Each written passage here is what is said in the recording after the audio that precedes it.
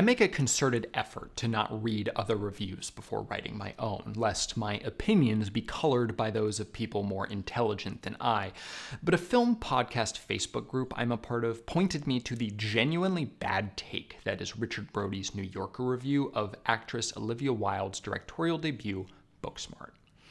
Now, I often disagree with Brody, which is fine, but this piece genuinely bothered me because it fails to do what Glenn Kenny told a group of aspiring film critics 6 years ago, of which I was one, what should be the backbone of their writing. Talk about what the thing is, not what you think it should be. It's bad if anyone does the latter, but it is almost painful to read the 71-year-old Brody lecture Booksmart about high school, tell it that it fails to accurately represent high school, which is so obviously ridiculous that saying it out loud basically serves as its own mic drop. Equally bizarre is the opening paragraph's rant about how the film fails politically by not explicitly mentioning Trump the way it implicitly mentions powerful, admirable women like Ruth Bader Ginsburg and Elizabeth Warren. Again, it is such a self-evidently stupid thing to say, as though the best part of Mean Girls, to which he compares Booksmart unfavorably, was the one where Lindsay Lohan went on a 15-minute rant about the injustices of the Bush administration. Should old people be canceled? Maybe old people should be canceled. The reason to never talk about what a thing should be is that ultimately your idealized version doesn't matter, and a 71-year-old man's wants for the depiction of a teenage girl's high school experience could not possibly matter less. No one who goes into Booksmart is going to see this version with anti-Trump monologues and Mean Girls archetypes, so blathering on about them isn't helpful to the discourse. And in any case, we should all be thankful, because that movie would suck. Hello, everyone, and welcome to the Week I Review. You can call me a guy who doesn't actually think old people should be canceled. And today I am talking about Booksmart. I mentioned to the same colleague referenced in the introduction of my Pokemon Detective Pikachu review that I was a big fan of this film. So, spoiler, I guess. And he said, "Of course you'd say that. You've been doing this for literal years. Walking over to my desk, Edge of 17 is the best movie ever. Blockers is the best movie ever. And now this. Come back when you've seen one of these movies you don't like." So I'm probably never going to see him again, because although I have never been a teenage girl, I often relate to their coming-of-age narratives more than I do teenage boys. The aforementioned films, alongside some deeper but still fairly recent cuts like Detention and Girl Asleep, do genuinely rank among my favorite films of their years, but also period. I just really connect with them on a fundamental level. Although my reaction to 8th grade, during which I sided pretty heavily with the father because he was doing his best, suggests that that may be changing. And the fact that I can so quickly name a number of recent releases is a sign that this back half of the 2010s has marked the beginning of a new era of R-rated teen comedies, now finally told from girls' perspectives. We're now 15 years removed from Mean Girls, which remains a seminal film, but was not, of course, rated R. And that film focused more on overall social dynamics than this newer breed. The way different groups interact will never not be a part of a movie about high school, but so often they're the central focus, when to a lot of people, they aren't actually that big a deal. Booksmart goes hard in the other direction by arguing that people can't be typed at all, that they are complicated, and we need to stop pretending otherwise. On her last day of high school, not very nice protagonist / class president Molly is forcibly put into proximity with many of the people who she has been elected to represent, people she has been judging out of hand for years. And she learns, inevitably, that not everything she thinks she knows about these people is true, and even the stuff that is can't define them. Except the theater kids. They're exactly who you think they are. #theater kids represent. I found it really interesting, though, to see how people reacted to her. Again, this isn't some world where people pour milkshakes on losers and leave dead animals in their locker. Even if people don't like her, they generally react in kind, treating her how she treats them. Hell, even the one moment that could be seen as this sort of cliche drama where Molly is in a bathroom stall as three of her peers talk about her is undercut by one of them openly expressing his attraction to her, if not her personality.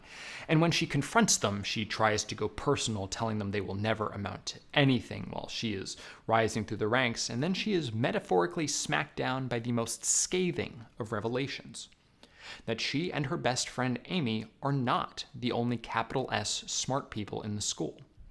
The girl who's collectively slut-shamed as AAA is going to Yale too. And everyone else of significance to the narrative is also going to good schools, driving Molly into a bit of an existential crisis because she feels like she wasted her time and her life. To make up for it, she needs to finally go to a high school party. Specifically, the party being held by her broy vice president, Nick. Hilarity ensues. Like Molly, I wasn't particularly pleasant in high school. Shocker. And I harbored those same deep-seated judgments about people I knew nothing about. Some of the quote-unquote popular girls who I looked at as dumb blondes worked themselves to the bone to get straight A's, and they went to Georgetown and Cornell and other schools that you have probably heard of because they worked for it. And then some of them didn't work for it and still went to those schools. I didn't go to those schools. If you've heard of my alma mater, it may well be because of the recent New York Magazine article about the sex cult that was happening. It's now being turned into a movie by Mark Wahlberg. So, yeah. Booksmart is a movie that a decade ago would have been a slap in the face that I would have needed but not yet appreciated. I was kind of like Molly, but with less ambition, so just me. But for all of the things folks get judged for in this film, and it is a lot, there is significance in the one big thing that no one is judged for here that still inspires way too much judgment everywhere. Amy is gay. So are other people. And it's fine.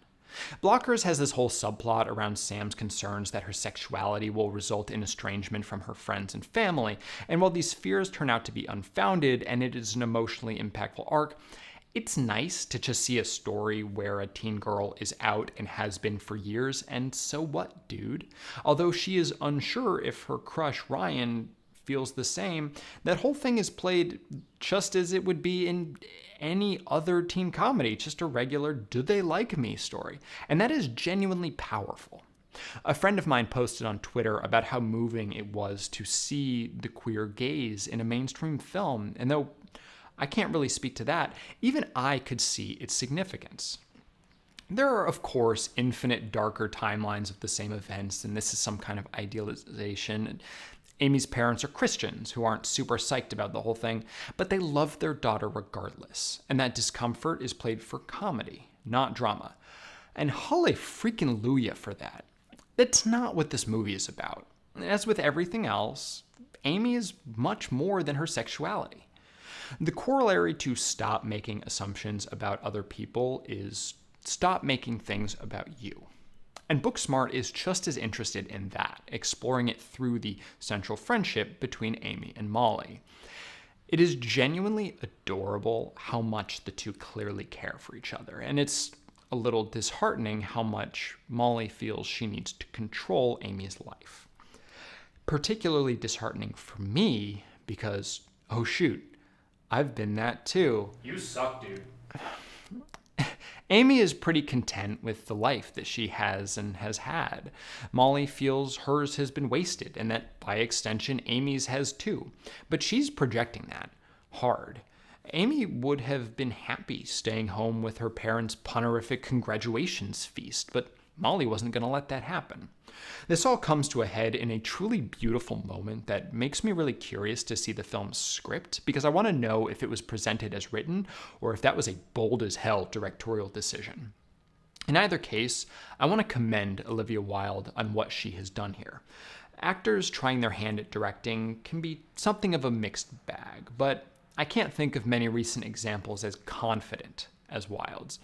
It's almost shocking that this is a debut, but that does seem to be another part of this new wave. Blockers was Kay Cannon's debut, and The Edge of 17, Kelly Freeman Craig's. And though they're drama more than comedy, Eighth Grade and Lady Bird were Bo Burnham's first feature and Greta Gerwig's first solo effort, respectively. These new talents are bursting onto the scene with these amazing depictions of how people in general, and girls in particular, are coming of age in the modern world. And it's wonderful.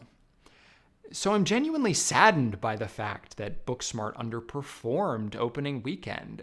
Every time a good, unique movie like this, or say Annihilation, fails, we get more live-action Disney remakes. Films like Booksmart need to succeed so that this new era can flourish in the Hollywood system. But Booksmart itself needs to succeed because it's a movie that people should see and whose lessons we can all learn something from. While I will openly admit that I relate to Molly a bit too much for my liking, and so her lessons were more explicitly mine, damn near everyone has at least a little bit of that judgment inside and can get something valuable from the way Booksmart breaks those judgments down. And even if they don't, it's freaking hilarious too. 9.0 out of 10. Thank you so much for watching. If you enjoyed this video, that's great. If not, I'm sorry. If you want to see more, please subscribe. I hope to see you on Monday.